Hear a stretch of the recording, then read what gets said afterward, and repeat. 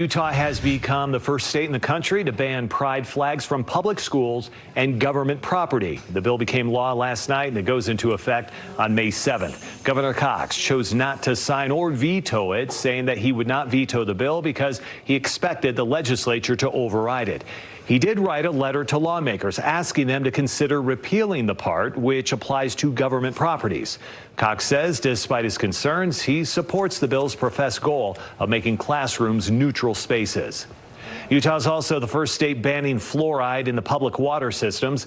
Governor Cox officially signed that bill into law. Major medical associations and public health groups, including the American Dental Association and the CDC, support adding fluoride to drinking water on the grounds that it helps prevent cavities. On the flip side here, Health and Human Services Secretary Robert F. Kennedy Jr. has criticized it. Tomorrow, a new state law goes into effect. It would ban pride flags from public buildings like schools or city halls. But tonight, the Salt Lake City Council approved a workaround, incorporate the pride flag into an official variant of the city flag. Now, it's not just the pride flag either. Flags representing Juneteenth and another for transgender pride will be adorned with Salt Lake's traditional Seago lily design. These flags are meant to bypass the limits. Again, House Bill 77, as they'll be adopted as official city flags. Here's the reason Mayor Erin Mendenhall gave for the new proposal. I want each and every resident to look up at any flag that flies at City Hall and be reminded that their community values belonging and acceptance, and that their community values every one of them. Let the Sago Lily send a simple but powerful message. Salt Lake City is here for you. We believe in you, and we love you. All those in favor? Aye. Aye. Anyone opposed? So that is a unanimous support. You heard their vote right there. House Bill 77 sponsor Representative Trevor Lee posted on social media responding to the announcement, saying, "Does Salt Lake City really want to play these games? Good luck. We will continue to follow this as it develops." Boy. So we got to go out to Utah to talk about a very fascinating story involving a couple of extremely liberal cities who have now adopted the pride flag and other woke flags as their official flags in order to get around a state ban. Okay, so the state GOP, the legislator, had basically passed a law banning pride flags in school and on government property. And in order to get around this, the Salt Lake City Council decided that they would make the pride flag and the Juneteenth flag and other woke flags their official flags, right? They're going to make them their official flags in order to get around it. So, of course, you have liberals celebrating this because they've been boohoo, whining, crying, and protesting and demonstrating since this piece of legislation passed. Today, thousands gathered at the Capitol building, united for a cause. Events like this are really important to let people in our community and in the trans community know that there are people there that support them, that are there to fight for them and care about them, and that they'll show up in incredible numbers. The Utah Pride Center unveiled a massive 200 by 30-foot flag, saying it's the largest trans flag in the world. This event followed the recent passing of HB 77, which bans pride flags in public schools and on government property. Utah being the first state to do so. Even though our governments may not be able to fly pride flags or trans flags, we can. Trans rights are human rights! Trans rights are human rights! I'm out here today because I am a big advocate for trans rights, and my goal is for people to feel like they aren't alone, that love wins. Despite the rain, allies and transgender Utahns marched with the flag all the way down State Street to Washington Square Park. You know, I grew up in Utah, and I thought I was the only queer person, and I was so wrong. It's really touching just to see the visibility for a community that just wants to exist and thrive and live. Hoping they'll inspire others to use their voices. We just need to be willing to stand up and fight our fights, and ultimately, this is my way of doing it. A reminder that they're not alone. Trans lives matter. They always have, they always will. Look, y'all know that I am not a big fan of Mayor Erin Mendenhall, but I'm going to give her flowers on this one because yes. In March, Utah became the first state to officially ban flying pride flags and other unofficial flags in government buildings such as schools, offices, courthouses, what have you.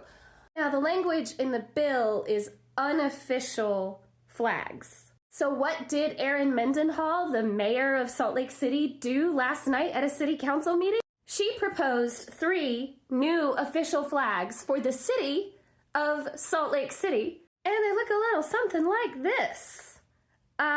One of these flags is meant to be flown on Juneteenth. The other one is obviously a pride flag, and the other one here is a trans pride flag. They all feature sago lilies, which are flowers that you can find growing across the Salt Lake Valley. They are native here to Utah. The city council approved it, and now we, as residents of Salt Lake City, have official flags that we can fly.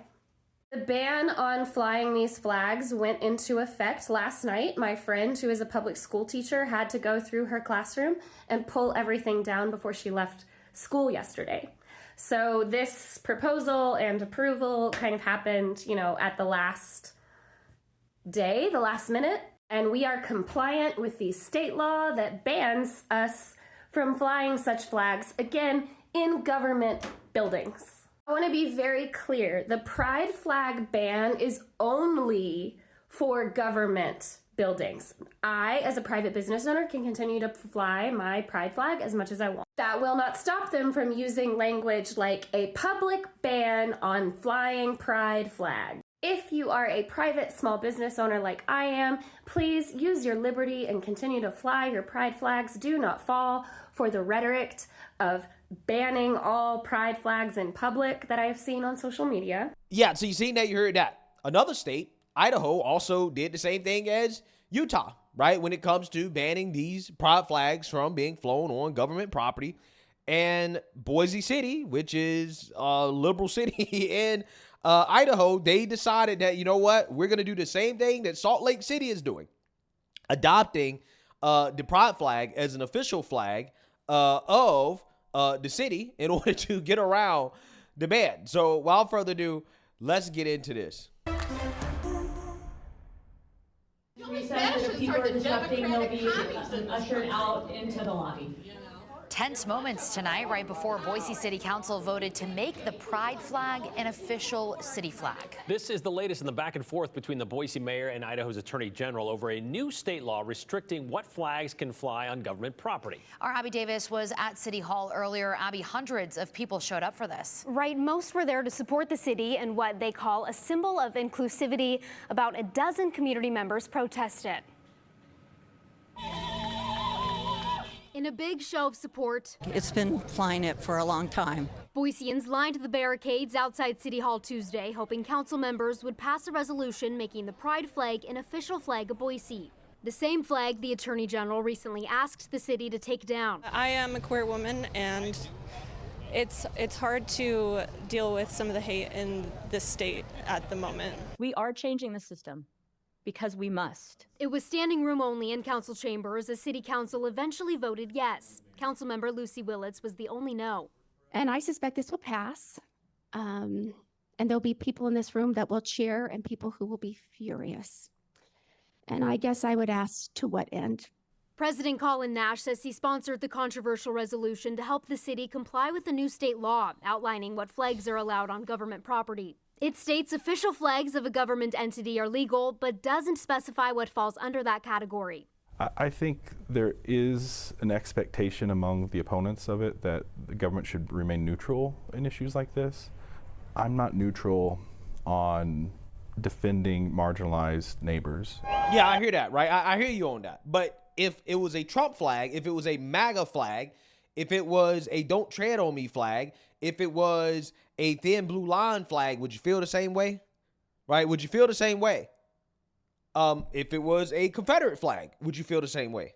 Of course not, right? Of course not. Of course they would not feel the same way, okay? They only agree with this because it is a viewpoint that they agree with, right? But if it was a viewpoint they did not agree with, they be saying, no, you cannot have the government endorsing political movements, right? Political flags. Now, again, I think that argument should apply to the pride flag, the BLM flag, all these other woke flags that clearly are political in nature. None of it really should be allowed to be flown on government property, right? The government should remain neutral on these issues. But if you're going to be flying this stuff, okay, if you're going to be doing this, then you can either have all of it, okay, or none of it. All of it or none of it. Same conversation I had yesterday about the N-word, right? In the video about Piers Morgan, Marks Lamont Hill, and Myron Gaines and Lily Gaddis, okay?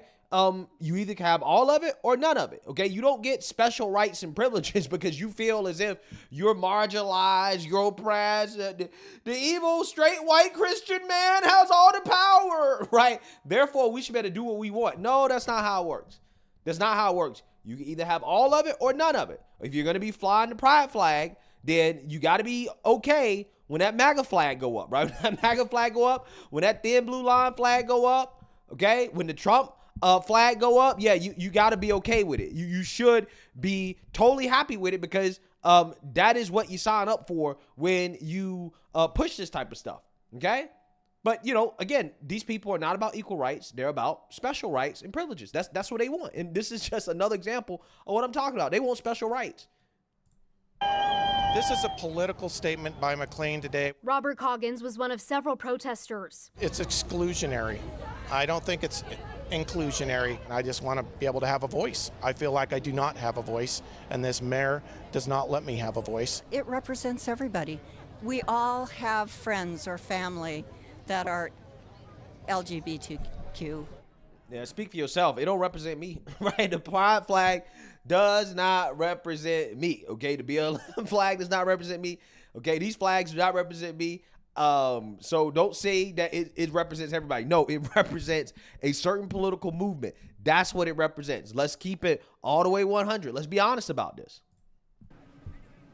The city of Boise started flying the pride flag more than a decade ago. The resolution also includes the blue City of Trees flag and a flag honoring National Donate Life Month. It'll be interesting to see how this all shakes out, considering the mayor and attorney general are locked in a battle about the state law and what it does or doesn't say. And Morgan and Bryan Councilmember Willis says that she expects this to go through the courts. If not through the courts, then at least through the legislature, where it's been recommended they add an enforcement mechanism to this bill next legislative session. So we'll see how that plays out. All right, thanks, Abby. Yeah, I mean, they should add an enforcement mechanism. I mean, they should have added an enforcement mechanism when they passed it the first time, right? What's the point of passing something like this if you don't have a mechanism to enforce it, right? All of these people on the city council that voted for this should at the very least face a steep fine or charges, right? To be honest with you, because clearly they're trying to get around the state law. That's what this is about, okay? This is a mockery of government, right? To have this type of stuff happening. And the honest to God truth is that they should be held accountable, right? The city council should be held accountable by the state for trying to undermine and bypass the law. Same thing goes for the woke city council out in Utah, right? Salt Lake City. Same thing goes for them. Okay, what we're seeing here from these liberal cities is not something that should be tolerated, because again, we know these same people will be boo-hooing and crying if it was the other way around, right? If it was the other way around, when you were flying Trump flags on state property, these people will be losing. They'd be protesting in the streets, right? They'd be losing their mind. But again, they want to be able to fly their flags. And no, we can't have that, right? We can either have all of it or none of it. All of it or none of it. I'm not sure exactly why this is such a hard concept for some people to grasp, that they're opening up doors that they don't really understand where it leads to, okay? That this is a double-edged sword, and it's best for the government to stay neutral on these issues, okay? So let me know what you guys think. Make sure you like, comment, and subscribe. Most importantly, share a Black conservative perspective. Peace.